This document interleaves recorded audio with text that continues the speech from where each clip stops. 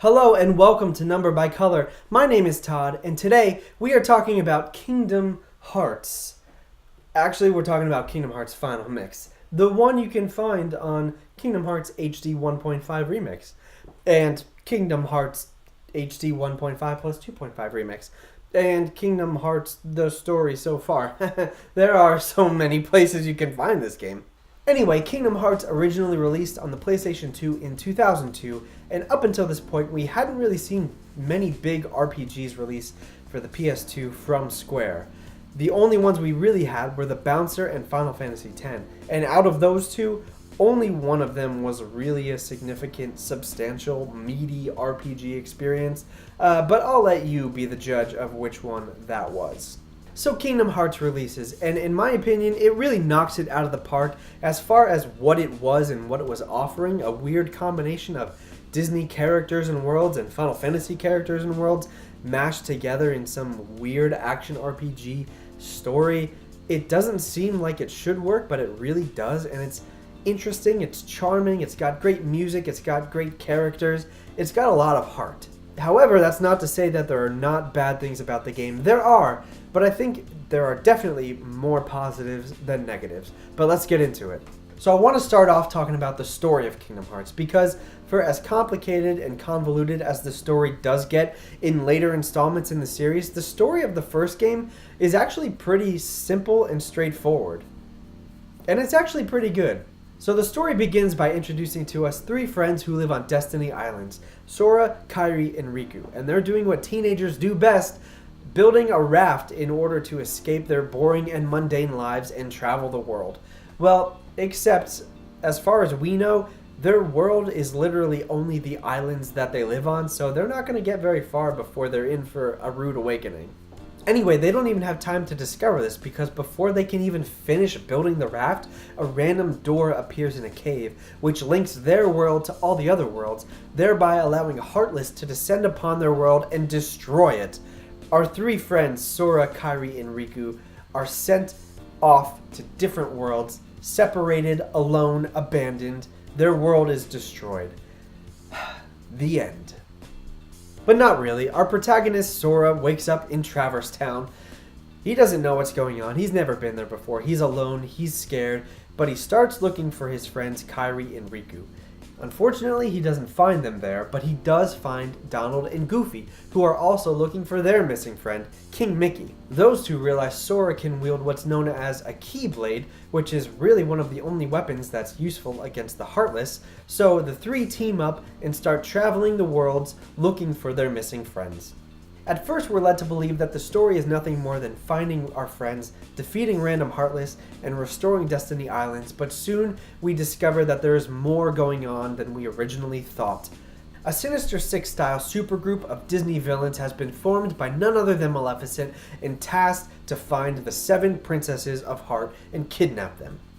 I don't want to say too much else about the story because I don't want to spoil it for you, but I do want to say that even if the 7 princesses being kidnapped seems generic and like an easy story, it's really the story behind that is the interesting story, because the princesses is really just sort of a facade for the actual story underneath, and that story is very interesting. And that's pretty much all I want to say too in regards to my opinion of the story. I think it's a really good story, but the way it's told is kind of slow and stilted, so you kind of have to get through slow segments to really get the enjoyment out of the story when it does happen.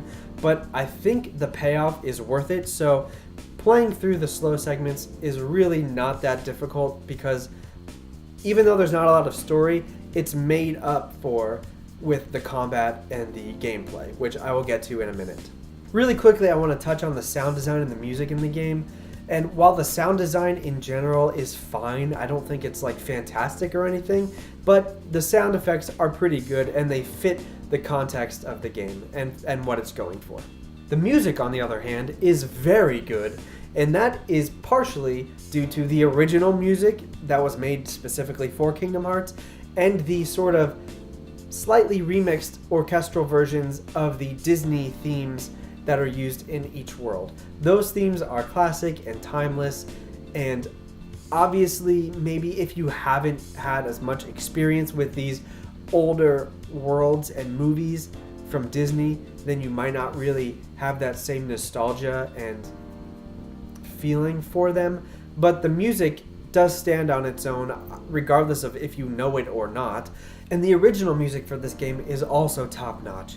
It's very good at conveying specific emotions, and it's not that thing of where you hear music and you think you're supposed to be feeling a certain way because certain music is playing. It's more you hear the music and you also feel the way the music is trying to make you feel. So it's not you hear the music and the game hasn't earned the feeling that it's trying to convey. It's sort of both happening at the same time.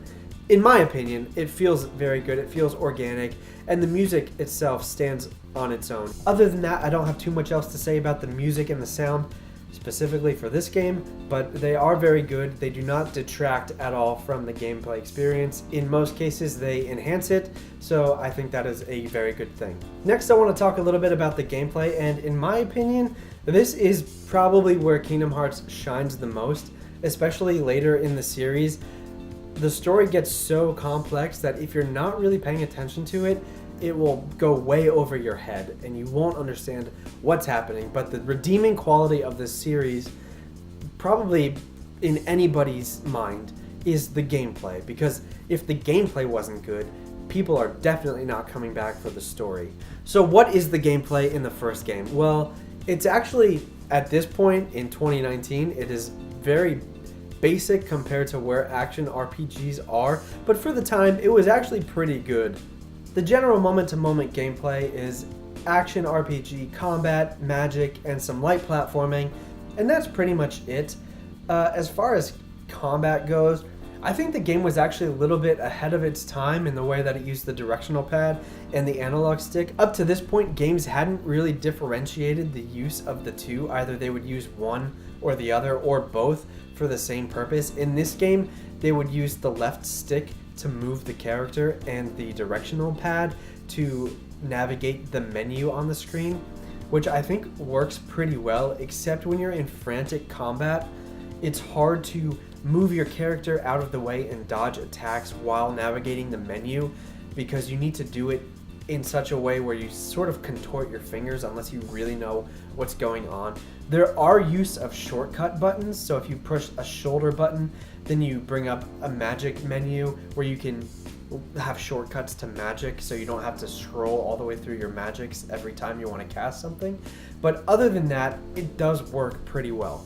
Traveling from world to world, you use a gummy ship, and the segments where you are traveling in the gummy ship, in my opinion, are not very fun in this game. When you travel from world to world, you have to complete segments where you're flying in the gummy ship and shooting at objects and enemies that are flying toward you. It's sort of like Star Fox in a way, where it's on rails. The screen is scrolling and you're just moving forward. You can move around the screen, but you don't have really control of where you're going. You're just going straight the whole time. And this isn't horrible in itself. It's just that there's not really much reward to doing it. It's sort of a thing that you have to do, but it doesn't really feel that rewarding or fun, in my opinion. Sometimes it's good, sometimes it's not, but it's really hard to aim. It's hard to really see what's going on, and there's just not much point to it. You don't get anything from it that you can really use in the game, so there's not really much value to it, in my opinion. You can also customize and create your own gummy ships, which could be fun, except I find this system, it's a little bit cumbersome and obtuse because it's hard to really see where you're trying to put the pieces. So you have to kind of keep rotating and moving things around, and then you're accidentally deleting pieces you put on, and then you have to try to get back to the piece that you wanted to put on, but it's hard to navigate the menu in a way to find the piece you're looking for, or to know if it'll fit, or to know what it actually does. So it's a little bit complicated, but once you really start to understand it, it can be fun to create your own ships. I just did not really find it that fun in this game. As far as weapons and armor go, you do find weapons as you go throughout the game. You get new keyblades after every world that are usually stronger in some way. Sometimes it's stronger magic, sometimes it's stronger strength, sometimes it's both. There are also accessories that you can equip. They're not really that great. Usually they give you more AP, which are ability points that allow you to equip more abilities, or they increase your defense, sometimes your strength, sometimes your elemental resistance, sometimes a combination of all these things. All in all, it's pretty fun. It's not as robust as a normal weapon and armor system in most RPGs, but it is enjoyable. Finally, there are Moogles in this game that allow you to synthesize weapons and items using ingredients you find throughout the worlds that you've been visiting. Now, this system is actually pretty cool. It's fun to collect items and to try to find what you need to synthesize what you're trying to get. So, unfortunately, I don't think this review can be complete until I talk about trophies, because as much as some people may not really care about them or like them, they are a big important aspect of PlayStation games at this point in time. And yes, I myself really enjoy the trophy metagame, so I don't want to have a review and not talk about trophies. So for the most part, the trophies in this game are pretty straightforward. You'll get a lot of them by just playing through the game normally, but there are some that will take a little bit more time and dedication. Some of these include beating the game in under 15 hours, beating the game without changing your weapons and armor, and getting every synthesis item, which is probably, in my opinion, one of the more frustrating ones. But apart from that, the trophies are not that difficult. They're not really that annoying either. Some games have really annoying, very tedious, grindy trophies. This game does a little bit to an extent. Like, you have to get Sora to level 99, but it's pretty fun to do it if you're trying to get the other trophies. So it's not like you've gotten every trophy and now you have to just spend hours and hours leveling up. You're still trying to do other things too. I think there's enough side content to really keep you satisfied while you're trying to get the trophies. And I think that's an important aspect of a good trophy list. So in my opinion, the trophies for this game are good. They're not great, but they're good and they're doable. And for me personally, I did not get super frustrated when trying to get the platinum, which I did get. Thank you very much. So if you're still here, maybe you've played the game before, maybe you're trying to decide if you want to play the game for the first time because you're not really sure if the story is going to be that interesting or if the game still really holds up all that well 17 years later. But I think if you haven't played it before and you're wondering if you should, if you like action RPGs at all, I think you should definitely give this game a shot because it does hold up, at least in the remastered versions. It holds up pretty well. The mechanics are pretty solid. Some things are a little bit antiquated in 2019 as opposed to 2002 when this came out. But for the most part, everything still works pretty well and the fighting is an enjoyable experience. And as we will see in future Kingdom Hearts games, this game starts the trend of you feel very sort of underpowered and weak in the beginning of the game, but once you start getting all these abilities and skills as the game progresses, you start to feel very, very strong and powerful, and it's just really, really satisfying and gratifying to get to the point in the game where you have like the strongest magics and your attacks are very good. Your combos are like not just like the 3-hit combo starting combo, but maybe like a 4 or 5 or 6-hit combo.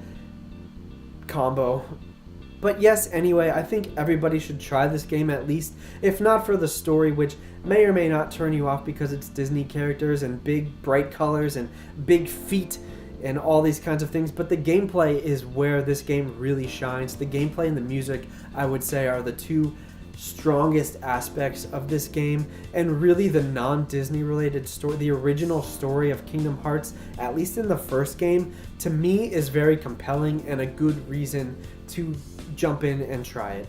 And if the story doesn't really grip you, the gameplay I know will, so I think you should definitely give it a shot if you're on the fence. So I think that's about it for this review. My final thoughts on this game are that it is great.